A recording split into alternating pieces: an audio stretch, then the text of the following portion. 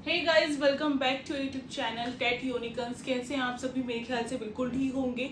और आज की जो क्लास है वो एसटी स्पेशल क्लास रहने वाली है हिंदी के लिए, चाहे वो टीजीटी हो चाहे पीजीटी हो। कल भी हमने जो हिंदी क्लास डाली थी और आज भी डाल रही हूँ आप सभी के लिए। और यहाँ पर आज बहुत इंपॉर्टेंट क्लास है। ये क्यों बोल रही हूँ ऐसा? क्योंकि ये हमारी जो क्लास है ये रचनाओं पर आधारित है, रचनाकारों पर आधारित है, जहाँ से प्रश्न पूछा ही जाता है और हर बार पूछा जाता है। और मोस्टली देखा जाता है कि जो हमारा सब्जेक्ट स्पेसिफिक जो हमारा, अगर हम 60 नंबर के क्वेश्चंस की बात करें, 60 क्वेश्चंस की, तो उसमें से 20 क्वेश्चन पक्का आपके जो है रचनाओं से आते ही आते हैं या इससे भी ज्यादा देखने के लिए मिलते हैं। चाहे वो मैचिंग देकर पूछा जाए, चाहे पूछा जाए कि इनमें निम्नलिखित में से तुलसीदास की कौन सी रचना नहीं है, किसी भी तरीके से आपसे पूछा जाता है। ठीक है, हम इन पे आधारित प्रश्न भी करेंगे आने वाले समय में। फटाफट से हम रचनाएं कर लेते हैं अपनी। और आपको पता होगा, जैसे मैंने एनसीईआरटी की रचनाएं आपको याद कराई थी, और वो याद कराने के पीछे कुछ ना कुछ हमने जो ट्रिक्स बनाई थी, थोड़ा सा स्मरण शक्ति में हमारी रहे,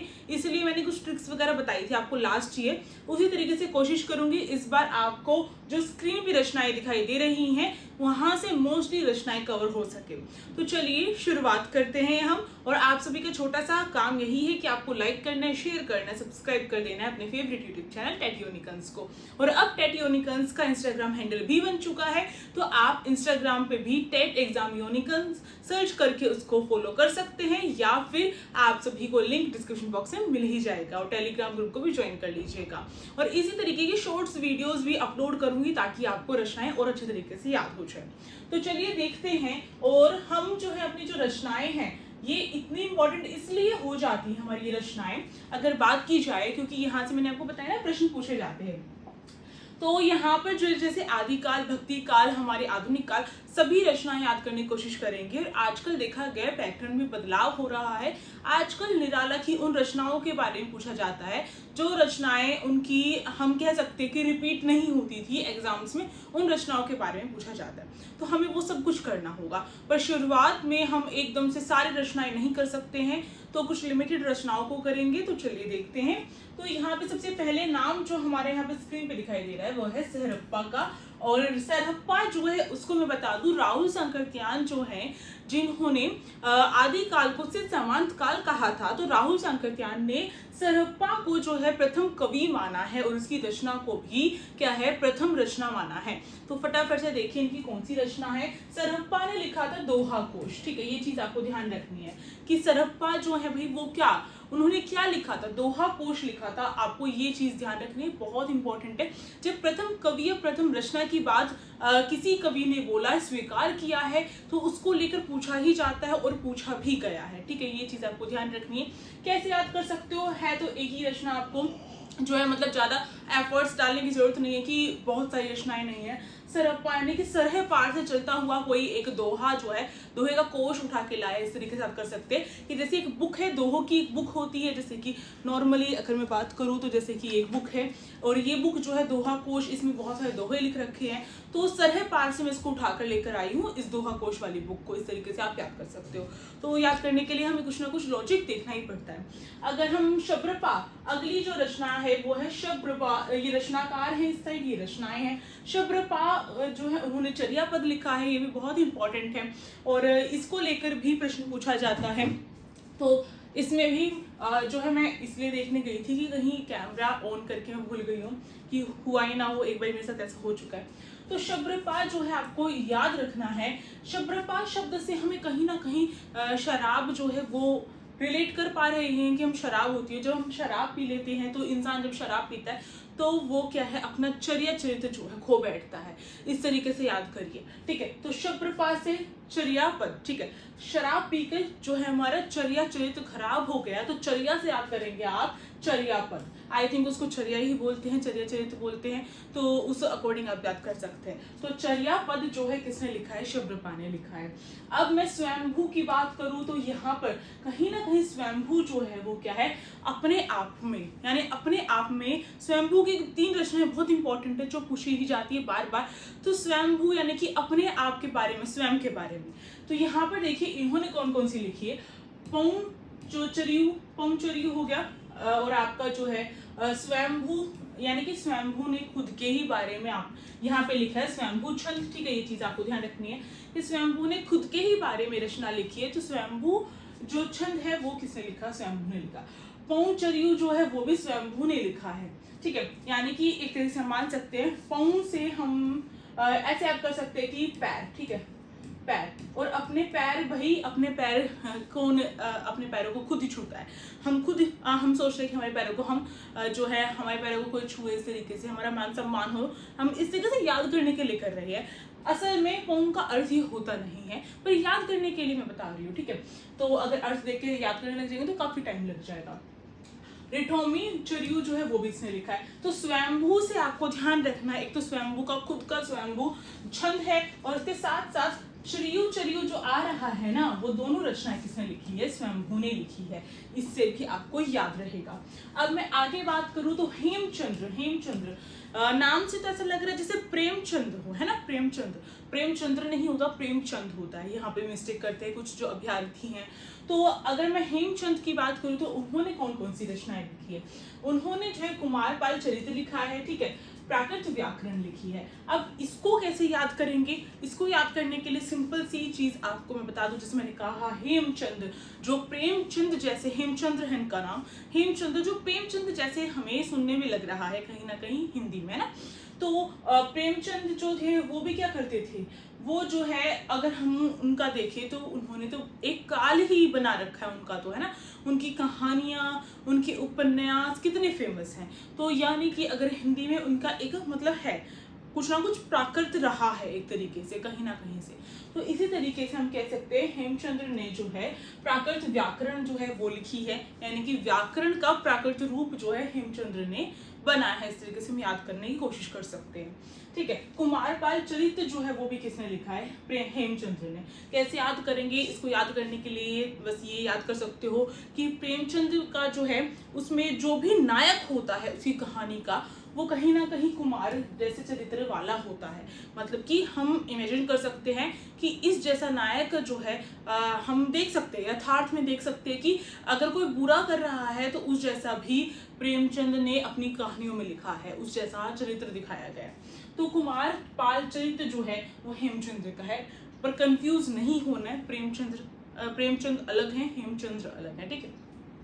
अब गोरखनाथ की बात करूं मैं, गोरखनाथ की बहुत रचनाएं फेमस हैं, पर इसमें से जो सबसे इम्पोर्टेंट है वो है गोरक्ष शतक। ये बहुत इंपॉर्टेंट है, ठीक है, ये आपको ध्यान रखना है। गोरक्ष शतक जो है गोरखनाथ की है, इन्हीं के नाम पे आधारित आपको दिखाई दे रहा है गोरखनाथ है। और यहाँ पे देखो गोर और गोर दोनों में कॉमन है। गोर शतक जो है वो किसी गोरखनाथ की है। ये तो बहुत इंपॉर्टेंट है, ये तो याद करनी है। इसके अलावा विवेक मार्तंड हो गया, ठीक है, सिद्ध सिद्धांत पद्धति हो गया, ठीक है, प्राण संकली हो गया, ये भी गोरखनाथ की है। तो गोरखनाथ ने सिद्ध सिद्धांत पद्धति के ऊपर लिखा है, विवेक मार्तंड के ऊपर लिखा है। तो ये थोड़ा सा याद करना ही पड़ेगा। इसमें कोई लॉजिक, मतलब लॉजिक तो किसी भी चीज में नहीं लग रहा है, इसमें कोई ट्रिक मुझे समझ में नहीं आ रही, रटनी पड़ेगी आपको, ठीक है।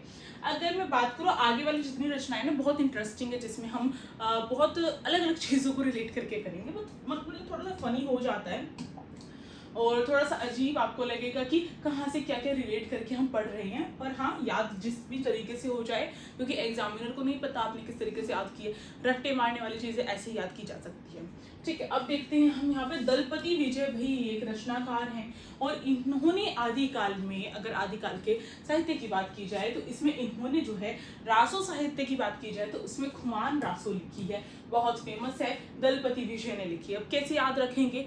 दल का पति विजय, जो मतलब कि उसकी जीत हो जाती है ना, जीत हो जाती है। मानो एक कोई दल का पति है, दलपति है, और उसकी जीत हो गई है, विजय हासिल कर ली उसने, तो उसके बाद हमें गुमान सा नहीं हो जाता है जीत होने के बाद, हाँ कि भाई हम तो भाई विनर हैं, है ना, तो गुमान हो जाता है। गुमान से खुमान याद रखना है आपको। तो यानी कि दल के पति को जीत हासिल करने के बाद क्या हो गया? खुमान हो गया, गुमान हो गया, खुमान हो गया, ठीक है। इस तरीके से याद करेंगे।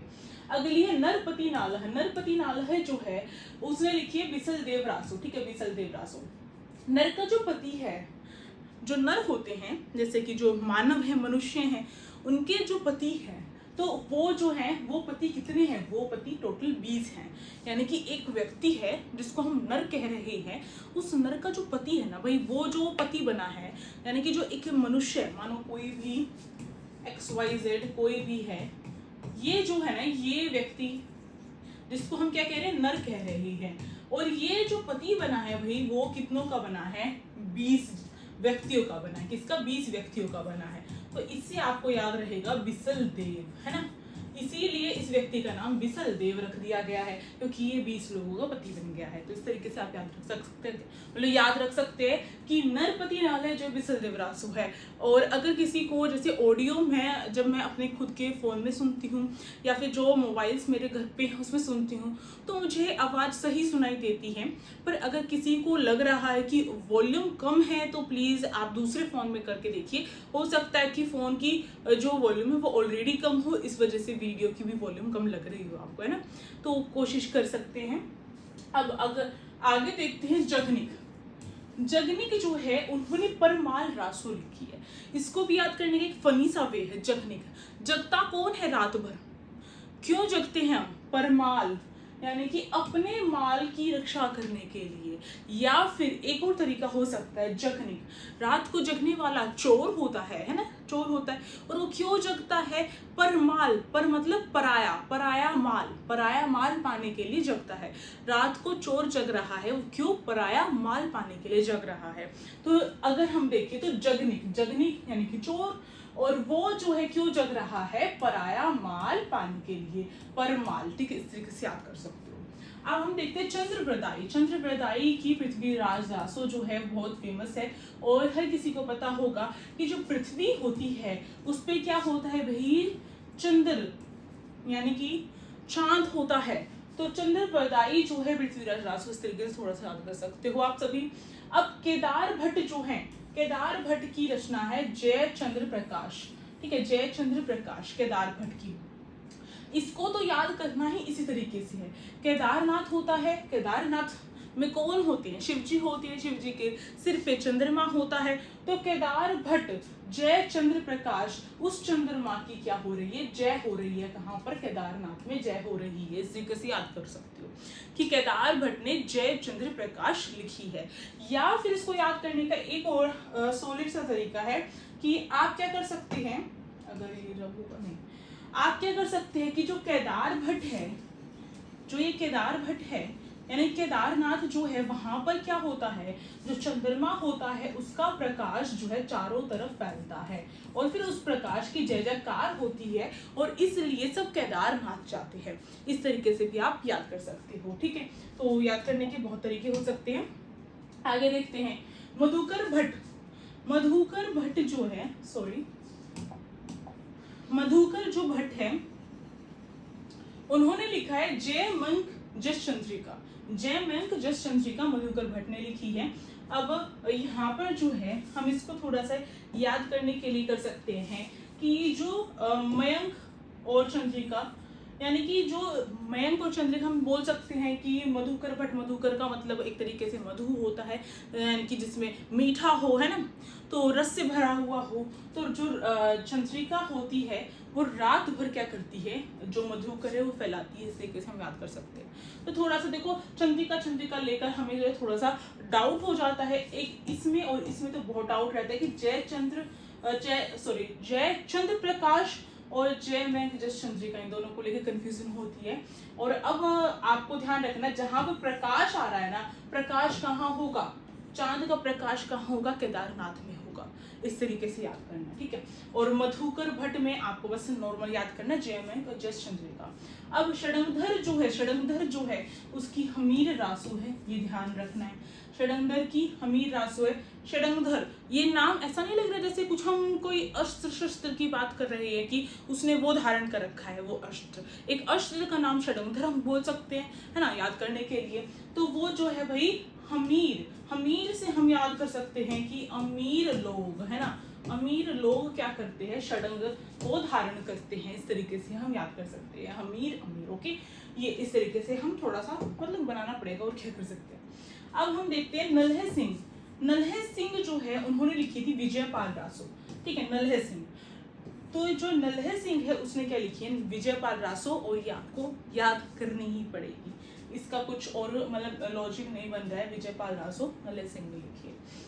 श्रीधर जो है उन्होंने रणमल छंद लिखा है, आपको ध्यान रखना है। रणमल जो है अगर मैं इसको देखती हूँ तो थोड़ा सा आपको इस तरीके से नहीं याद आ रहा है कि जैसे कि हम बात करें श्री का मतलब अगर हम देखें तो लक्ष्मी होता है, लक्ष्मी जी ने धारण कर रखा, धर मतलब धारण कर रखा, इससे कैसे याद कर सकते हो। तो रण जो है जैसे बोलते हैं ना, रण में कूद पड़ी महारानी, इस तरीके से जो है कुछ बने हुए हैं, तो हम इससे याद कर सकते हैं कि जो रण होता है वो एक ऐसा क्षेत्र है जहाँ पर युद्ध हो रहा है ना। तो वहाँ पर जो है भाई हमारी जो श्री जी हैं, या फिर इस तरीके से बात कर सकते हैं कि वो क्या है, वो कूद पड़े हैं, वो जो है भाई वो उस चीज को संभालेंगे, उसका बेड़ा भाई संभालेंगे। तो रणमल छंद जो है श्रीधर जो है उन्होंने कर रखा है, ठीक है। अब एक और इम्पोर्टेंट आपकी रचना है जो ये रही, एक क्या काफी सारी रचनाएं हैं, जैसे कि अगर मैं बात करूं विद्यापति, विद्यापति की रचनाएं बार बार पूछी जाती हैं, हर बार पूछी जाती हैं। तो विद्यापति को याद करने के लिए उनकी रचनाएं, एक तो चीज आपको ध्यान रखनी चाहिए कि जो विद्यापति हैं उन्होंने कीर्ति सिंह जो है उनके दरबारी कवि रहे थे, यानी कि उनके दरबार में उन्होंने उनके लिए ही रचनाएं लिखी हैं। तो किसके दरबारी कवि रहे हैं, कीर्ति सिंह के। और कैसे याद रहेगा, जिसके पास विद्या, किसके पास, जिसके भी पास विद्या जाएगी वही कीर्तिमान रहेगा वो व्यक्ति, यानी कि उसके पास धंधा नहीं, कोई कमी नहीं रहेगी, कीर्तिवान रहेगा। तो कीर्ति जो शब्द है भाई विद्या से जुड़ा हुआ है कहीं ना कहीं। तो विद्यापति ने कीर्ति लता लिखी है, कीर्ति पताका लिखी है, दो तो ये मेन हो गई हैं, और ये तीन इसकी मेन है। इसके अलावा और भी लिखी है, देखो यहाँ पर मेन रचनाओं की बात हो रही है। इसके अलावा इन्होंने गंगा वाक्यावली भी लिखी है इस तरीके से, तो काफी सारी और भी लिखी है। तो यहाँ पे हम शायद सरसव भी लिखी है इन्होंने, पर यहाँ पे जो मेन रचनाएं हैं उनकी बात हो रही है, और जो बाकी एडिशनल रचनाएं रह जाएंगी वो जो हम क्वेश्चंस कर रहे हैं तो उसके बीच में आ रही हैं, तो वहां से आपको कवर हो जाएंगे, ठीक है। तो डेली जो क्वेश्चंस, रिपीटेड क्वेश्चंस की आ रही है सीरीज, उसको भी देखिए। अब विद्यापति की बात की जाए तो कीर्ति लता, कीर्ति सिंह के दरबारी कवि रहे हैं, तो कीर्ति लता और कीर्ति पताका, दो तो उसी से याद हो गई हमें। तीसरी जो है वो पदावली, पदावली कैसे याद रहेगी आपको, विद्यापति के पद जो है एनसीईआरटी की जो बुक है उसमें लगे हुए हैं, तो वहां से आपको ध्यान रखना विद्यापति की पदावली भी है, तो वो पद पदावली, ठीक है, इस तरीके से। अब देखो अमीर खुसरो, अमीर खुसरो की जो है अमीर खुसरो एक ऐसे रहे हैं जिन्होंने जो है मुकरियाँ लिखी हैं, पहेलियाँ लिखी हैं। तो ये तो बहुत इंटरेस्टिंग जो चीज़ें लिखी है ना, एक तरीके से हम गज़ल वगैरह, वो अमीर खुसरो ने लिखी है ना। तो खली कबारी एक तो बहुत इंपॉर्टेंट है इनकी, ये सारी इंपॉर्टेंट है इसकी। तो पहेलियाँ मुकरियाँ किसने लिखी हैं, पूरे आदिकाल में, पूरे आदिकाल में जो है ये पहेलियाँ मुकरियाँ किसने लिखी हैं, अमीर खुसरो ने लिखी हैं, तभी तो वो अमीर हो पाए, तभी तो, है ना। और इसके साथ अगर बात की जाए तो खली कबारी जो है किसने लिखी है, अमीर खुसरो ने लिखी है। और दो सुखने गजल किसने लिखी है, वो भी अमीर खुसरो ने। अमीर खुसरो ने भाई गजल भी लिखी है, पहेलियाँ भी लिखी हैं, मुकरियाँ भी लिखी हैं, यही इस रचनाओं के नाम है। अब हम कबीर की बात करते हैं, तो कबीर जो है उन्होंने साखी सप्तरमेनी लिखी है, ये चीज़ आपको ध्यान रखना है।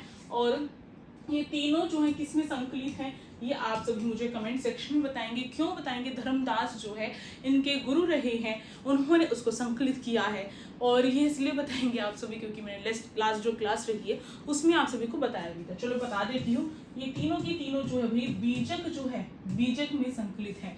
और धर्मदास जो है, यानी कि रुकिए, धर्मदास जो हैं कौन है, धर्मदास कबीर के शिष्य हैं। इन्होंने क्या किया था, इन्होंने ही बीजक में इन तीनों रचनाओं को संकलित किया है। साकी सप्तरमेनी कबीर की हैं, ये तो हम बचपन से रटते हुए आए हैं। आई थिंक इसको याद करने के लिए कुछ ट्रिक बनाने की जरूरत नहीं है, ठीक है। फिर भी जरूरत हो तो आप अपने अकॉर्डिंग बनाइए।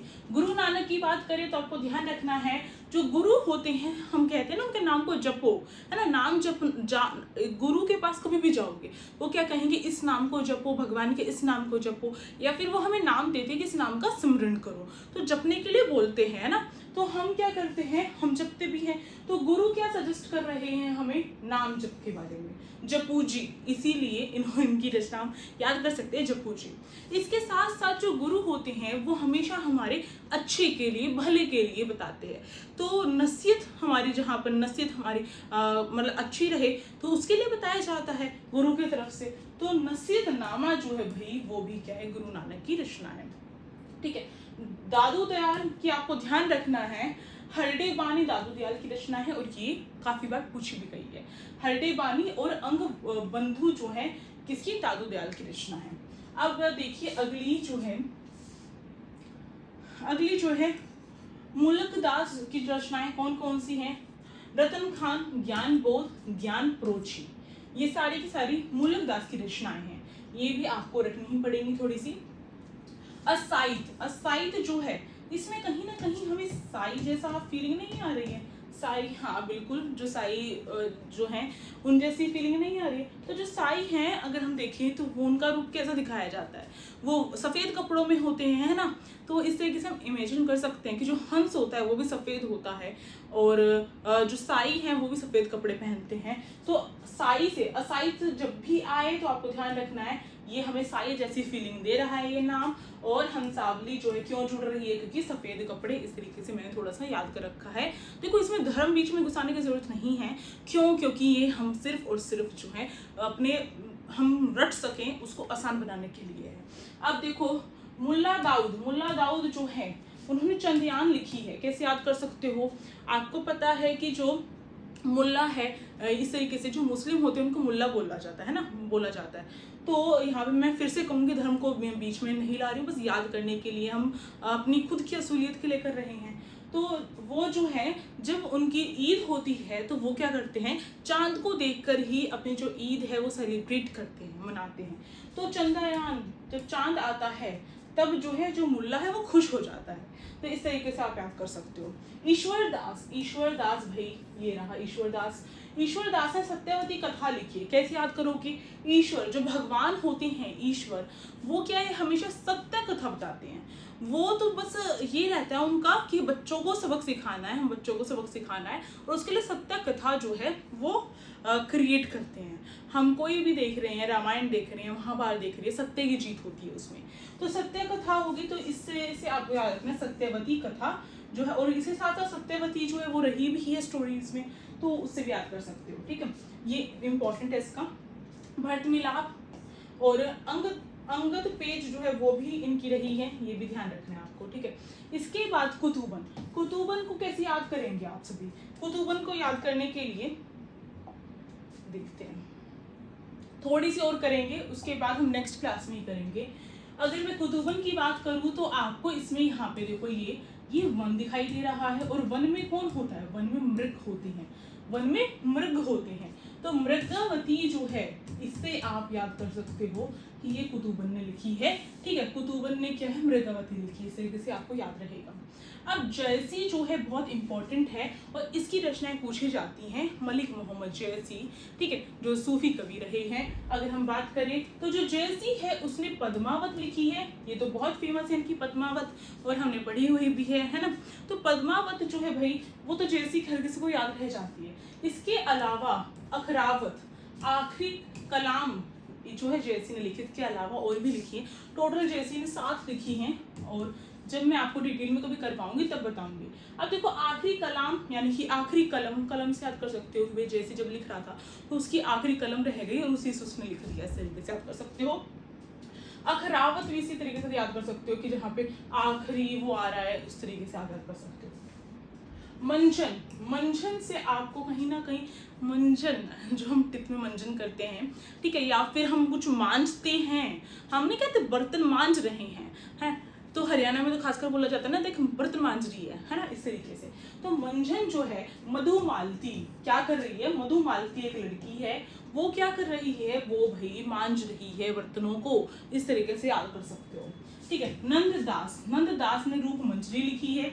नंद के जो दास हैं, ठीक है, नंददास हम बोल सकते हैं, या फिर इससे नंद लाला भी समझ सकते हैं, या फिर नंददास हम इस तरीके से समझ सकते हैं कि जो नंद किशोर रहे हैं, मतलब कृष्ण जी का ही हम कह रहे हैं। तो नंददास जो हैं वो रूप मंजरी है, यानी कि उनके वहाँ पर रूप की मंजरियाँ लगी हुई हैं। रूप मंजरी यानी कि उनका जो गार्डन रहा था, कृष्ण भगवान का जो हम बोल सकते हैं जो उपवन रहा था उनका, वहाँ पे जो पेड़ पौधे लगे हुए थे वो ऐसे लगते थे जैसे कि रूप मंजरी हो, देखते ही बस देखते ही रह जाओ, इस तरीके से।